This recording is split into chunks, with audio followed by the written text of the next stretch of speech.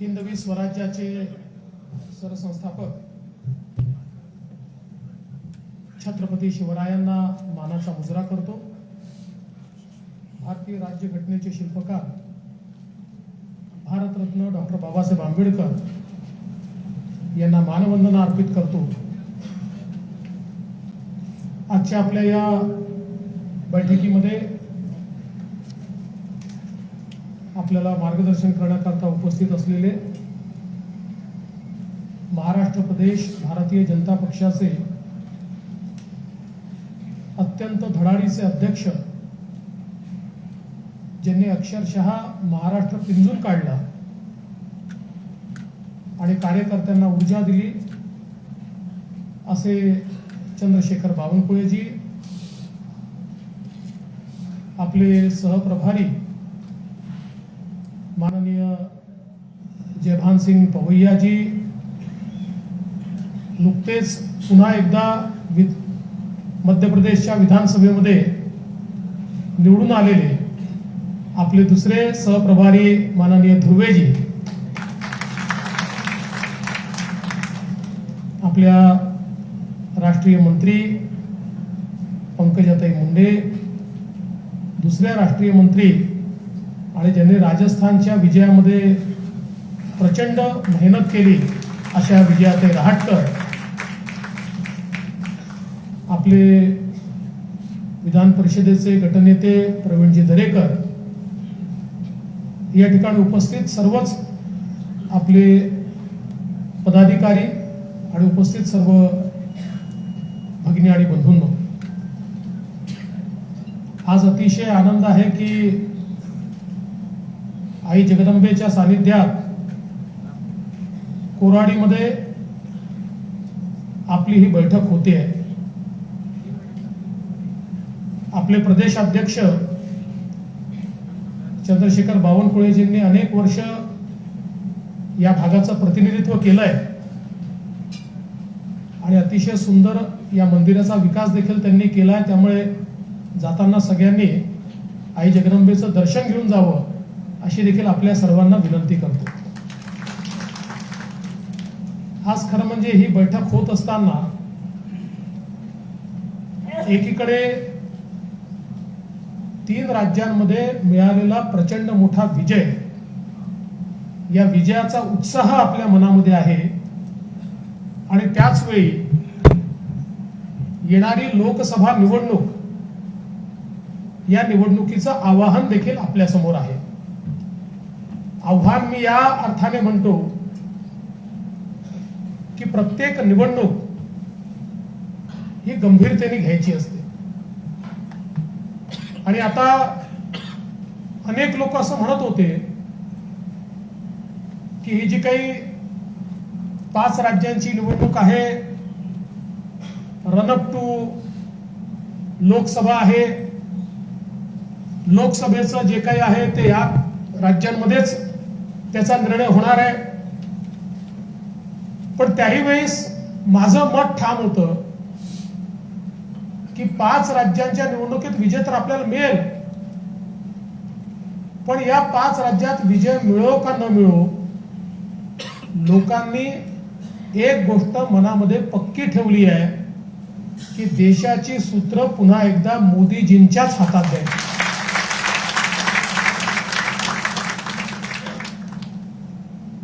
अलीकडच्या काळामध्ये अनेक वेळा वातावरण तयार केलं जातं। आपण बघितलं होतं अशाच प्रकारचं वातावरण 2018 साली तयार झालं आणि मग त्यावेळेस आपण 3 राज्य देखील हारलो। तरी देखील त्या 3ही राज्यांमध्ये लगेचच्या 3 महिन्यांनी झालेल्या निवडणुकांमध्ये प्रचंड मोठं यश हे भारतीय जनता पक्षाला लोकांनी दिलं। आज देशातला जो सामान्य माणूस आहे, या माणसाच्या मनामध्ये ही खात्री आहे की या देशाला जर कोणी विकसित करू शकत असेल तर ते मोदीजी करू शकतात। या देशाच्या सामान्य माणसाच्या जीवनामध्ये कोणी परिवर्तन करू शकत असेल तर ते मोदीजी करू शकतात। आणि म्हणून राहुल गांधींनी या सगळ्या राज्यांमध्ये जाऊन 7 गॅरंट्या दिल्या होत्या, पण राहुल गांधींच्या 7ही गॅरंट्या या लोकांनी नाकारल्या आणि लोकांनी सांगितलं एक ही गॅरंटी काफी है, वो गॅरंटी आहे नरेंद्र मोदी. आणि म्हणून एक प्रकारे आपण भाग्यवान आहोत, आपल्याला अशा प्रकारचे नेते लाभले आहेत की ज्या नेत्यांबद्दल देशातल्या सर्वसामान्य व्यक्तीला आत्मीयता आहे, आपुलकी आहे. सामान्य माणसाला वाटतं की आमच्याकरता राज्य करतात. मोदीजींकडे आज आपल्या परिवाराचा घटक म्हणून ते पाहतात. मोदीजी जेव्हा मेरे परिवारजनो अशा प्रकारचं संबोधन करतात त्यावेळी त्या प्रत्येकाला वाटतं की हो आम्ही मोदीजींच्या परिवारातले आहोत. आणि मला असं वाटतं की इतकी क्रेडिबिलिटी असलेला नेता हा स्वतंत्र भारताच्या इतिहासामध्ये खरं म्हणजे एक अतिशय आगळी वेगळी अशा प्रकारची क्रेडिबिलिटी ही मोदीजींना प्राप्त झालेली आहे. आणि म्हणूनच मला असं वाटतं की येत्या लोकसभेच्या तयारीच्या निमित्ताने आपलं सगळ्यात मोठं ऍसेट काय आहे तर आपलं नेतृत्व आहे, की ज्या नेतृत्वाच्या बद्दल लोकांच्या मनामध्ये विश्वास आहे. आज बघा विरोधी पक्षांनी मिळून इंडिया आघाडी तयार केली आणि या इंडिया अलायन्सने जणू काही आता मोदीजींच्या विरोधात सगळे एकत्रित झाले, जनमत एकत्रित झालाय आणि आता आम्ही मोदीजींना हरवणारच अशा प्रकारची भावना तयार करण्याचा प्रयत्न केला. ज्या दिवशी 5 राज्यांचे निकाल होते लगेच काँग्रेसने घोषित केलं 6 डिसेंबरला बैठक होणार. अर्ध्या तासात ममताजींनी सांगितलं मी जाणार नाही, अर्ध्या पक्षांनी सांगितलं आम्ही जाणार नाही आणि शेवटी ती बैठक त्यांना पुढे ढकलावी लागली. कारण हे जे इंडिया अलायन्स तयार झालेलं आहे या इंडिया अलायन्स समोर कुठला अजेंडा नाहीये, देशाच्या विकासाकरता एकत्रित आलेले नाहीये, समाजाला पुढे नेण्याकरता एकत्रित आले नाहीयेत, गरिबी निर्मूलनाकरता एकत्रित आले नाहीयेत. हे सगळे एकत्रित आले एका अजेंड्यावर की मोदीजींना हटवलं नाही तर आपल्या परिवारवादी पार्ट्यांची दुकानं बंद होणार, त्याला कुलप लागणार आणि त्याला कुलप लागू नये एवढ्या एका भावनेनं हे सगळे एकत्रित आले आहेत. आणि म्हणून आपण जसं नेहमी सांगतो की या पार्ट्यांकरता त्यांचा परिवार म्हणजे देश आहे आणि मोदीजींकरता देश म्हणजे त्यांचा परिवार आहे. हा एक महत्वाचा फरक आपल्याला या ठिकाणी पाहायला मिळतो. आणि आता महाविजय 2024 हे अभियान आपण सुरू केलंय आणि या अभियानाच्या रूपानं खालपर्यंत संघटनेची रचना आपण केली आहे. आपल्याला सुधीर भाऊंनी निवडणुकांच्या संदर्भात एक काय आपली स्ट्रॅटेजी असली पाहिजे, काय आपण केलं पाहिजे अतिशय चांगल्या प्रकारे सांगितलेलं आहे. आणि मुळातच विजयाची भावना घेऊन आपल्याला मैदानात उतरायचं आहे, पण ते उतरत असताना अति आत्मविश्वास किंवा आपण तर जिंकणारच आहोत ही जी भावना आहे की आता आम्ही काही नाही केलं तरी आहे मोदीजींचं नाव, आम्ही जिंकणारच आहोत, अशा भावनेमध्ये जर आपण गेलो तर मला असं वाटतं की मोदीजी जी काही मेहनत करतात त्या मेहनतीला साजेसं आपलं काम होणार नाही. आणि म्हणून पहिल्यांदा तर पुढचे 3-4 महिने आणि मग त्याच्यानंतर विधानसभेची तयारी चालू होईल. त्यामुळे मी असं म्हणतो की पुढचे एक 9-10 महिने आपल्याला आपला पूर्ण वेळ, आपली पूर्ण क्षमता ही आता पक्षाकरता आणि पक्षाच्या कार्याकरता देणं आवश्यक आहे. आज महाराष्ट्रामध्ये आपलं सरकार आहे, एकनाथराव शिंदेजी यांच्या नेतृत्वात हे सरकार चालतंय. 3 पक्ष आपण सोबत आहोत, भारतीय जनता पार्टी आहे, शिवसेना आहे, अजितदादांची राष्ट्रवादी आपल्या सोबत आहेत. 3 पक्ष मिळून आपण सरकार चालवतो आणि लोकसभेची निवडणूक असो की विधानसभेची निवडणूक असो दोन्ही निवडणुका 3ही पक्ष आपण एकत्रित लढणार आहोत. आता आपल्याला किती जागा मिळतील, त्यांना किती जागा मिळतील, काळजी करू नका. एकतर पहिल्यांदा तुम्हाला सांगतो की तुमच्या मनात आहे तेवढ्या जागा आपल्याला मिळणार आहेत, त्यापेक्षा कमी जागा आपल्याला मिळणार नाही. आणि दुसरी गोष्ट ही लक्षात ठेवा की ज्या जागा आपण लढत नाही तिथे जो निवडून येणार आहे तोही मोदीजींकरताच हात वर करणार आहे. त्यामुळे 48ही लोकसभामध्ये भारतीय जनता पक्षाचे कार्यकर्ते जणू काही आपण लढणार आहोत. ही लोकसभा निवडून आणणं आपलं प्रेस्टिज आहे. ही लोकसभा निवडून आणण्याकरता आपली क्षमता लागली पाहिजे. अशा क्षमतेनं आपल्याला मैदानामध्ये उतरायचं आहे. विकसित भारत यात्रा सुरू झाली आहे. विकसित भारत यात्रा ही एक अशी यात्रा आहे की जी जनसामान्यांपर्यंत आपल्याला पोहोचवते. मुळात यात्रा काय आहे? देशामध्ये मोदीजींनी वेगवेगळे कार्यक्रम हातामध्ये घेतले. आता आपण बघितलं अतिशय चांगली यात्रा आपल्या आघाडीने या ठिकाणी सुरू केली.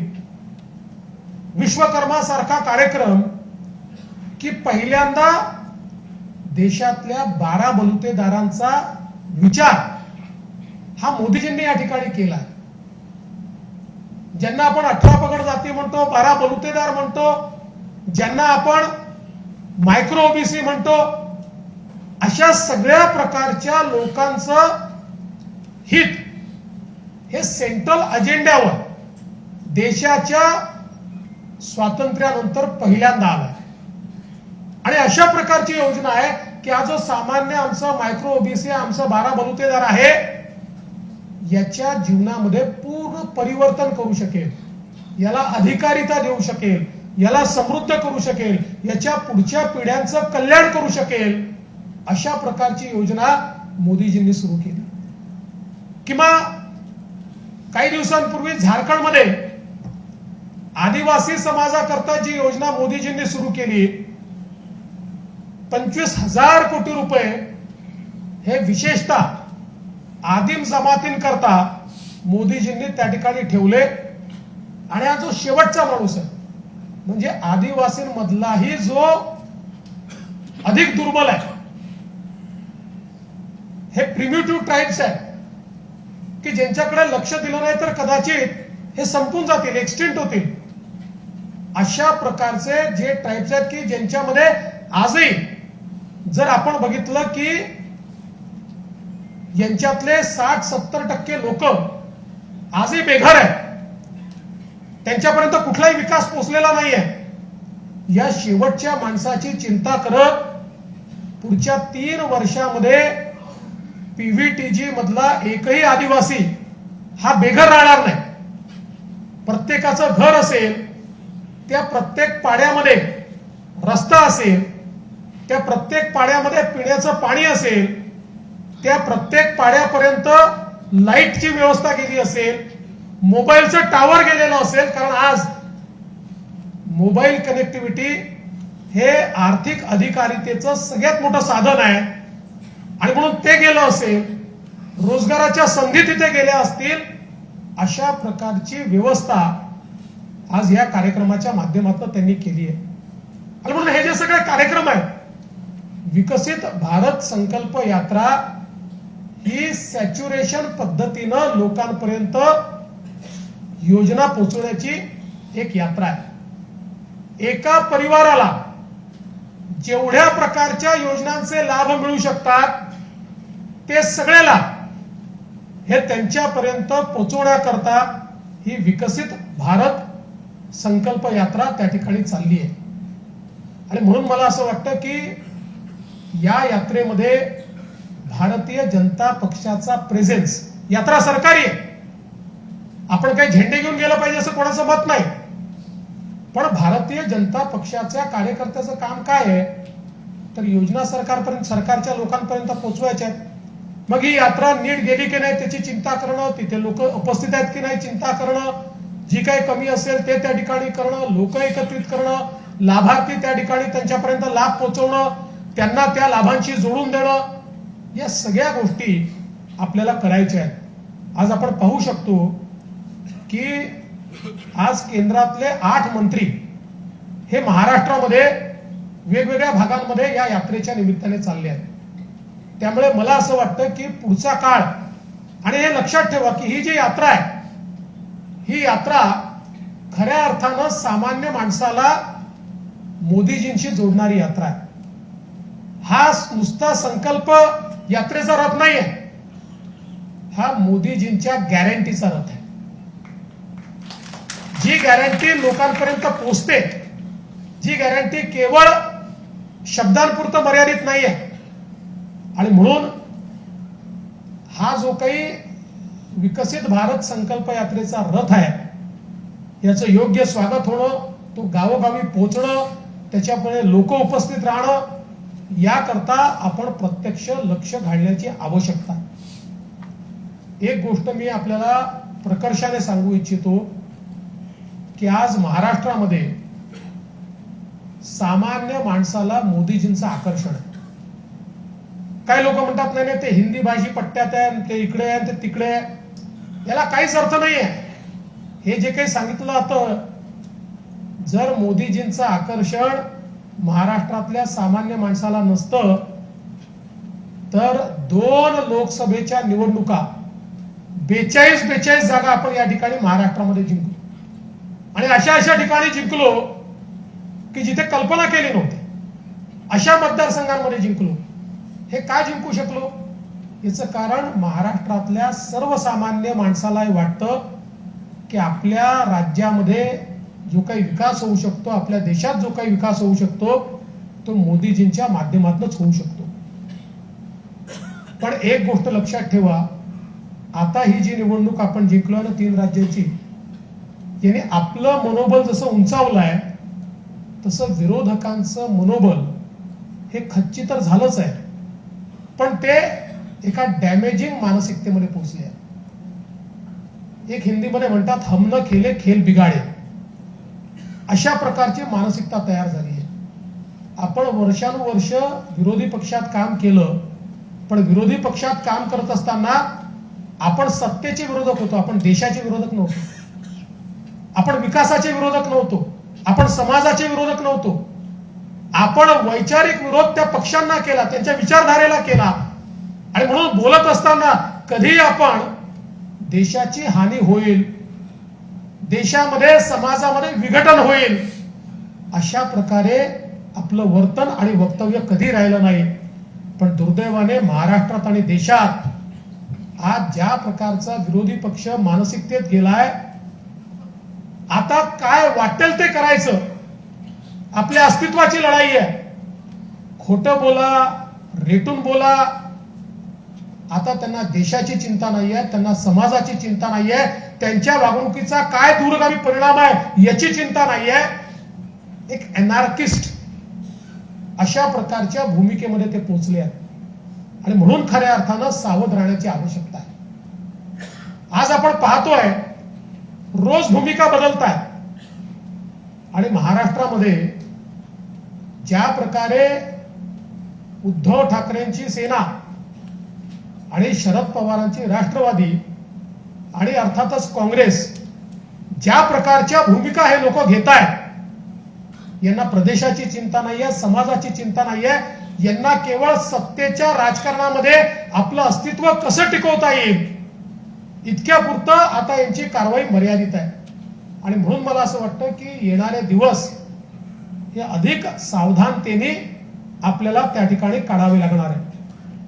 आपण बघा, मराठा आरक्षणाच्या संदर्भात आज राज्यामध्ये मोठी आंदोलनं चालली आहेत. आपण जर मराठा आरक्षणाचा इतिहास काढून पाहिला तर मराठा आरक्षणाला सर्वाधिक विरोध कोणी केला असेल तर तो शरद पवारांनी केला. शरद पवारांनी केला, इतिहास बघा. आणि अगदी महाविकास आघाडीचं सरकार होतं, त्याही वेळी आपण सुप्रियाताई सुळेंचं वक्तव्य ऐकलं असेल तर मराठा आरक्षणाशिवाय दुसरे प्रश्न नाही आहेत का, त्याच्यापेक्षा मोठे प्रश्न या महाराष्ट्रासमोर आहे असं म्हणून निघून जाणाऱ्या सुप्रियाताई, की ज्यांना वारंवार ही संधी मिळाली, त्यांच्या मनामध्ये असतं तर मंडल आयोग लागू झाला त्यावेळी देता आलं असतं. त्यांच्या मनामध्ये असतं तर वेगवेगळे जे काही निवाडे सर्वोच्च न्यायालयाचे आले त्याच्या आधी तर कोण कुठल्या यादीत आहे कोणी विचारतही नव्हतं, तेव्हा देता आलं असतं. पण त्यांना कधी द्यायचंच नव्हतं. त्यांना समाजांना झुंजवत ठेवण्यामध्ये जास्त रस आहे. त्यांचं राजकारण कसं आहे, लोक झुंजत राहिले तर आमच्याकडे नेतेपद येईल आणि म्हणून झुंजवत ठेवायचं. या महाराष्ट्रामध्ये आपलं सरकार असताना आपण मराठा समाजाला आरक्षण दिलं. केवळ आरक्षण दिलं असं नाही तर त्याच वेळी ते आरक्षण आपण हायकोर्टामध्ये टिकवून दाखवलं. सर्वोच्च न्यायालयामध्ये आपलं सरकार असेपर्यंत ते टिकलं. आपलं सरकार गेल्यानंतर त्याच्यावर स्थगिती आली आणि आता हेच लोक मोठी तोंड करून सांगतात. मला तर आश्चर्य वाटतं ज्यावेळी उद्धव ठाकरे आरक्षणाच्या संदर्भात बोलतात, कारण त्यांची तर भूमिका होती मंडल आयोगाला विरोध करणारे हे लोक होते. ओबीसीला आरक्षण देऊ नये म्हणून त्या ठिकाणी मंडल आयोगाच्या विरोधात भुजबळ का बाहेर पडले त्या काळामध्ये, कारण तुम्ही मंडल आयोगाला विरोध केला होता आणि आता तुम्ही तोडवर करून सांगताय. आणि म्हणून एक गोष्ट लक्षात ठेवली पाहिजे की आपलं कमिटमेंट पक्का आहे. एकीकडे मराठा समाजाला आरक्षण देण्याच्या संदर्भात सर्व प्रकारचे प्रयत्न आणि यशस्वी प्रयत्न आपल्या मुख्यमंत्र्यांच्या नेतृत्वात आपण करणार आहोत. पण त्याच वेळी कुठल्याही परिस्थितीमध्ये ओबीसी समाजावर आम्ही अन्याय होऊ देणार नाही. काही झालं तरी होऊ देणार. या संदर्भात भारतीय जनता पक्षाचं कमिटमेंट हे ओबीसी समाजाच्या सोबत आहे. काही झालं तरी ओबीसी समाजाच्या संदर्भात त्यांच्या आरक्षणावर संकट हे आम्ही येऊ देणार नाही, हे आमचं कमिटमेंट आहे. आणि म्हणून कार्यकर्ता म्हणून आपल्याही मनामध्ये ही गोष्ट स्पष्ट असली पाहिजे. आपण भारतीय जनता पक्षाचे कार्यकर्ते आहोत. भारतीय जनता पक्षातले जे मराठा समाजाचे कार्यकर्ते असतील त्यांनी निश्चित मराठा समाजाला त्या ठिकाणी आरक्षण मिळावं ही भावना ठेवलीच पाहिजे. ती ठेवण्यात काही गैर नाही आहे. किंवा ओबीसी समाजाचा जो आमचा कार्यकर्ता आहे आपल्या आरक्षणामध्ये कुठे गडबड तर होत नाही ना, ही भावना त्याच्या मनामध्ये असणं यात गैर काही नाही आहे. पण या दोन्ही भावना असताना कार्यकर्त्यांमध्ये मात्र जातीतनं कुठेतरी भेद होतोय, कार्यकर्त्यांमध्ये जातीची गट तयार होत आहेत, हे मात्र होऊ देऊ नका. भारतीय जनता पक्षाचा ओबीसी कार्यकर्ता आहे त्याच्याही मनामध्ये तेवढंच कमिटमेंट असलं पाहिजे की माझी पार्टी मराठा समाजाला न्याय द्यायला तयार आहे, मी माझ्या पार्टीच्या मागे उभा आहे. आणि भारतीय जनता पक्षामधला जो मराठा कार्यकर्ता आहे त्याच्याही मनामध्ये हे स्पष्ट असलं पाहिजे की या ठिकाणी माझ्या मराठा समाजाला मला न्याय द्यायचा आहे पण तो ओबीसीवर अन्याय करून मला द्यायचा नाहीये. ही भावना भारतीय जनता पक्ष म्हणून आपली असली पाहिजे. आणि म्हणून हे जे काही विभाजनाचं लोण आहे हे विभाजनाचं लोण पसरू देऊ नका. मी मागे आपल्याला सांगितलं आपल्याकरता कुठलाही समाज वोट बँक नाहीये. मराठा समाजाकडे वोट बँक म्हणून आपण पाहत नाही, ओबीसी समाजाकडे वोट बँक म्हणून आपण पाहत नाही, निवडणुकीच्या निकालांची आपण चिंता करत नाही. आणि मी तर हे माझ्या अनुभवातनं सांगतो की निवडणुकीवर याचा परिणामच होत नाही. निवडणुकीचे मुद्दे वेगळे आहेत, या मुद्द्यांवर निवडणुका नाही आहेत, हे समाजाचे प्रश्न आहेत. निवडणुकीच्या चष्म्यातनं या प्रश्नांकडे पाहूच नये या मताचा मी आहे. त्यामुळे निवडणुकीची चिंता करू नका. चिंता जर करायची असेल तर महाराष्ट्राचं सोशल फॅब्रिक हे कुठेतरी त्या ठिकाणी त्याला भेगा पडतायत, ते फाटतायत. अशा प्रकारची जी अवस्था आपल्याला पाहायला मिळते ती चिंताजनक आहे. कारण गाव गाड्यावर सर्व लोक एकत्रितपणे त्या ठिकाणी राहिले आहेत. आपण सगळे एकमेकावर अवलंबून आहोत. प्रत्येक समाजाचं आपलं एक वेगळं महत्व आहे.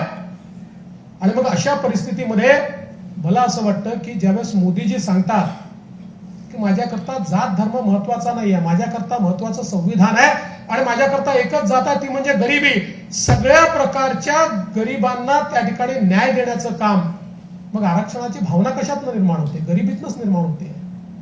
आरक्षणाची भावना कुठेतरी आम्ही मागासलेले आहोत यातनंच निर्माण होते. त्यामुळे आरक्षण महत्वाचं आहे ते तर देऊच, पण त्याच्यासोबत जोपर्यंत हे मागासलेपण आपण दूर करणार नाही तोपर्यंत कितीही आरक्षण आपण दिलं तरी देखील समाजातलं ही जी भावना आहे की आम्ही मागासलेले आहोत ही भावना दूर होऊ शकणार नाही. आणि म्हणूनच मागच्या काळामध्ये वेगवेगळ्या समाजांकरता आपण वेगवेगळे निर्णय घेतले. आज अण्णासाहेब पाटील आर्थिक विकास महामंडळाच्या माध्यमातून मराठा समाजामध्ये 70,000 उद्योजक तयार करण्याचं काम आपण त्या ठिकाणी केलंय.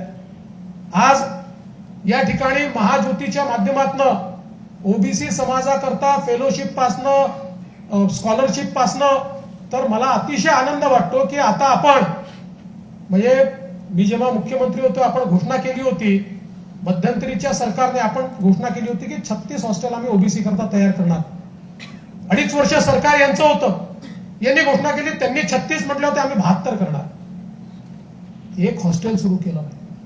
पण आज मला आनंद आहे की आपले मंत्री अतुल सावे यांना आपण सांगितलं, त्यांनी पाठपुरावा केला आणि 52 हॉस्टेल सुरू होत आहेत ओबीसी समाजात. 52 आणि उरलेले 20 हॉस्टेलची पण जागा आता आपण शोधतो, पण 52 हॉस्टेल हे तयार होत आहेत. आणि या व्यतिरिक्त ज्यांना हॉस्टेलमध्ये जागा मिळणार नाही अशा आमच्या विद्यार्थ्यांना त्या ठिकाणी आपण योजना तयार केली आहे. त्यांना आपण कॅशमध्ये पैसे देणार आहोत. राहण्याची व्यवस्था, खाण्याची व्यवस्था, पुस्तकांची व्यवस्था याकरता त्यांना त्या ठिकाणी स्वयंसारख्या योजनेच्या माध्यमातून त्यांना आपण मदत करणार आहोत.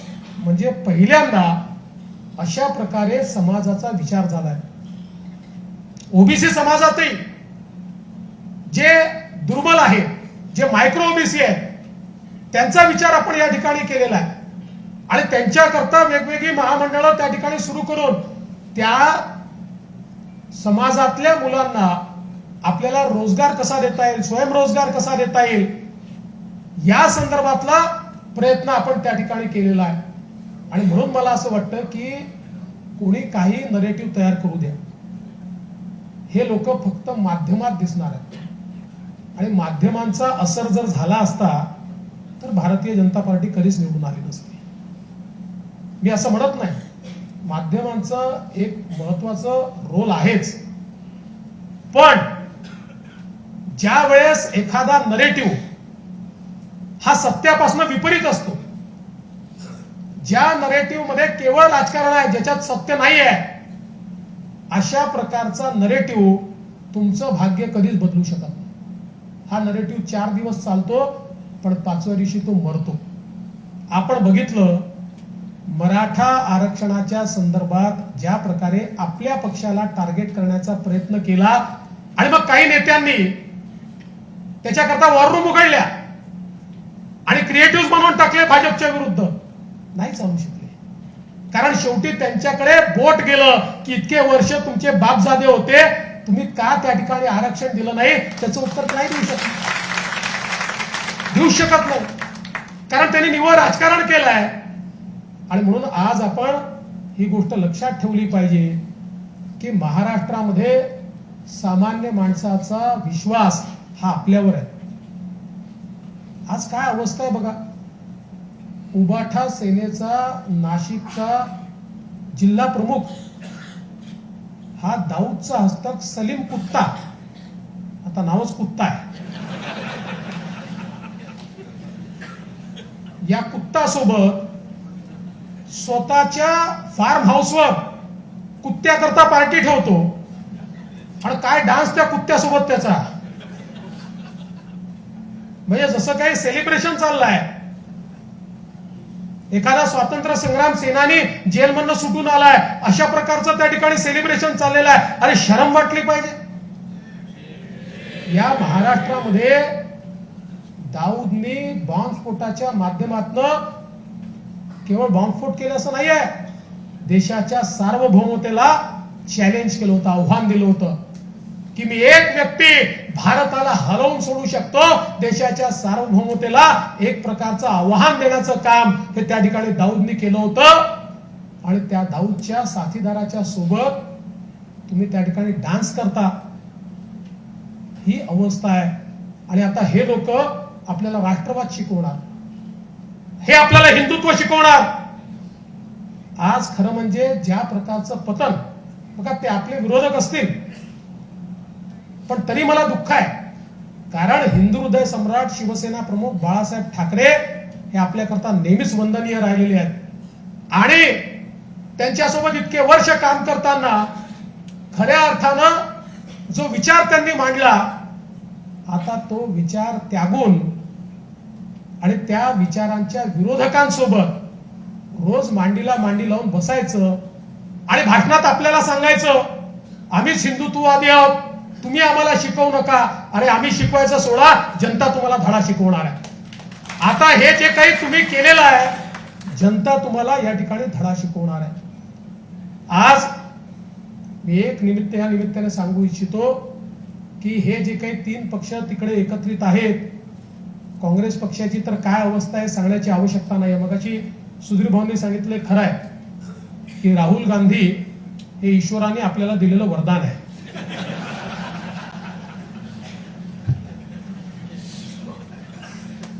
विरोधी पक्षाचा प्रमुख असावा तर असा, त्याच्याही करता आपल्याला एक भाग्य घेऊन यावं लागतं.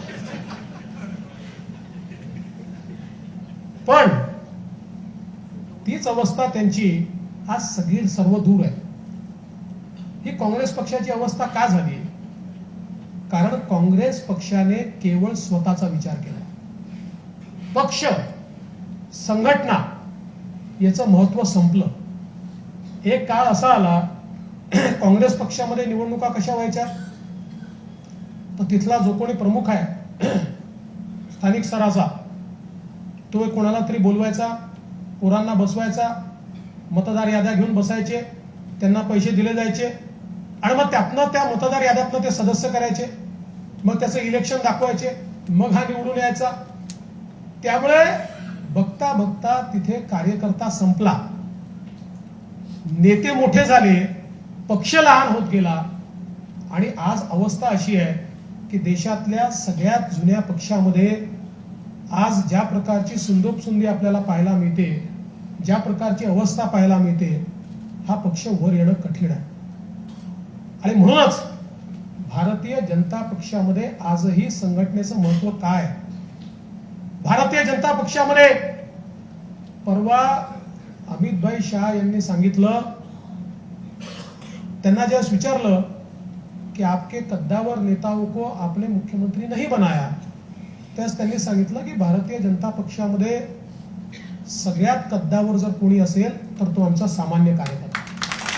हमारे सामान्य कार्यकर्ता से कद्दावर नेता कोई नहीं है. आणि हे विचार करा की आज भारतीय जनता पक्षामध्येच हे शक्य आहे. कधीतरी नेतृत्व आपण बदलत असतो, पक्षामध्ये नेतृत्व जर बदललं नाही तर नवीन पिढी तयार होत नाही. याचा अर्थ ज्यांना बदललं त्यांच्यात काही कमतरता आहे का? ती बिलकुल नाही आहे. किंबहुना त्यांचे रोल बदलत असतात, त्यांच्याकडे काही नवीन रोल येत असतात. अशाच प्रकारे पक्ष चालत असतो. काँग्रेसमध्ये हे बदल त्यांना कधी करताच आले नाही, कारण काँग्रेसमध्ये बदल केला तर ज्याला बदललं तो पक्षाची कबरच खोदायला. हे भारतीय जनता पक्षामध्ये शक्य आहे की वेगवेगळे रोल हे सहजतेने स्वीकारले जातात. कालपर्यंत ज्याच्याकडे सर्वोच्च रोल होता त्याला जर सांगितलं की तू दुसरा रोल स्वीकार, तर तोच स्वीकारतो. कारण भारतीय जनता पक्षाच्या नेत्यांना या गोष्टीची कल्पना आहे की आपलं नेतृत्व मोठं झालंय ते कार्यकर्त्यांमुळे, आपलं नेतृत्व मोठं झालंय ते पक्षामुळे. आज ही जी ऊर्जित अवस्था दिसते ती मोदीजींनी जे बलिदान दिलं, आजही दिवसातले 24 तास मोदीजी जे काम करतात त्याच्यामुळे आपल्याला हे दिवस त्या ठिकाणी दिसत आहेत. आणि म्हणून खऱ्या अर्थानं भारतीय जनता पार्टी हा कार्यकर्त्यांचा पक्ष आहे. माझी आपल्याला विनंती आहे, आता या निवडणुकांच्या निमित्ताने जसं मगाशी सुधीर भाऊंनी देखील सांगितलं, काही जिल्ह्यांमध्ये आपल्याला मतमतांतर दिसून येतात, काही जिल्ह्यांमध्ये अशी अवस्था पाहायला मिळते की एकमेकाशी थोडे डिफरन्सेस आहेत, पटत नाही. एक गोष्टीचं समाधान आहे, भारतीय जनता पक्षामध्ये एकमेकात विस्तव जात नाही अशी परिस्थिती नाही, निर्माणही होणार नाही. पण तरी देखील जेव्हा तिकिटाचे 2 ऍस्पिरंट असतात त्यावेळी त्या ठिकाणी काही ना काही मतमतांतर असतात. मी एकच गोष्ट आपल्याला सांगतो, मागच्या वेळेस मी सांगितलं, ही निवडणूक भाजप करता लढायची नाहीये, ही निवडणूक भारताकरता लढायची. आपल्या विचाराची संकुचितता बाहेर ठेवा, बाजूला ठेवा. या निवडणुकीमध्ये आपलं काम एकच आहे, ते म्हणजे पुन्हा एकदा भारत मोदीजींच्या हातामध्ये द्यायचा. कारण मी तुम्हाला सांगतो, मी पाहतोय समोरचं दिसतंय मला, 2030चा भारत मला दिसतोय. आपण त्याचा विचार करू शकत नाही. आपल्या कल्पनाशक्तीच्या पलीकडचा भारत, ज्या वेगानं भारत चाललेला आहे. आज आपण जगातली 5वी सगळ्यात मोठी अर्थव्यवस्था झालो, लवकर 3री होणार आहे. पण ज्या वेगानं हे सगळं भारतामध्ये घडतंय, आज आपण आंतरराष्ट्रीय रेटिंग एजन्सीजचे रिपोर्ट जर बघितले तर ते सगळे असं म्हणतात की जगामध्ये मंदी असताना भारत इतका वेगाने प्रगती कसा करतोय, हे एक आश्चर्य आहे. ही जी प्रगती आज आपण सुरू केलेली आहे, मी असं म्हणेन, इंडिया इज अनस्टॉपेबल. भारताला कोणी थांबवू शकत नाही.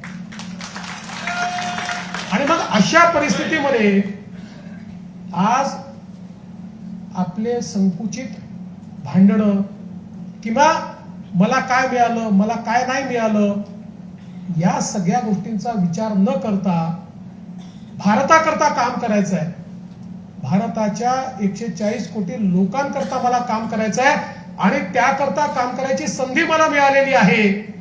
अशा प्रकारचा विचार मनामध्ये ठेवून लोकसभेकरता आणि विधानसभेकरता आपल्या सगळ्यांना कामाला लागायचं आहे.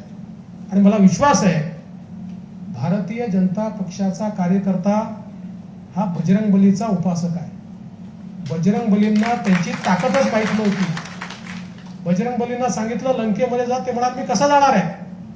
आणि जेव्हा त्यांना त्यांची ताकद सांगितली की तुम्ही तर लहानपणी सूर्य गिळायला निघाला होता, ही तुमची क्षमता आहे, तुमच्या क्षमतेचा वापर करा, ते सांगितल्यावर 2 उड्या मारून बजरंगबली लंकेमध्ये गेले आणि त्याच्यानंतर काय करून आले हे आपल्या सगळ्यांना त्या ठिकाणी माहिती आहे. तसेच बजरंगबलीचे उपासक आपण आहोत. माझं काम एवढंच आहे की तुमच्यातली ऊर्जा आणि तुमच्यातली क्षमता याची आठवण तुम्हाला मला करून द्यायची. एकदा ती तुम्हाला झाली की मला वाटत नाही की मग बावनकुळे साहेब आपल्याला मागे वळून पाहिजे काही त्या ठिकाणी वेळ येईल. आणि म्हणून महाविजय 2024 करता जे कार्यक्रम प्रदेश अध्यक्षांनी आपल्याला दिलेले आहेत ते कार्यक्रम यशस्वी करायचे आहेत. आपल्या जीवनाचा जेवढा काही वेळ आणि जेवढी क्षमता आहे ती पूर्ण वापरायची आहे. आणि पुन्हा एकदा भारत मातेला सुजलाम सुफलाम करण्याकरता, भारत मातेला सर्वोच्च पदावर नेण्याकरता आणि भारतातले दीन दलित, गोरगरीब, आदिवासी, शेतकरी, शेतमजूर, वंचित, दलित, आदिवासी या प्रत्येकाच्या जीवनामध्ये परिवर्तन करण्याकरता हा देश मोदीजींच्या हातात गेला पाहिजे. याकरता आपण सगळे लोक मिळून काम करू, एवढीच आपल्याला विनंती करतो आणि माझं बोलणं संपवतो. धन्यवाद. जय हिंद, जय महाराष्ट्र. देश विदेशातील प्रत्येक घडामोडींचे लाईव्ह अपडेट मिळवण्यासाठी आता साम टीव्हीच्या सर्व सोशल मीडिया प्लॅटफॉर्मला लाईक, फॉलो आणि सबस्क्राईब करा. तसंच सर्व नोटिफिकेशनसाठी बेल आयकॉन प्रेस करायला विसरू नका.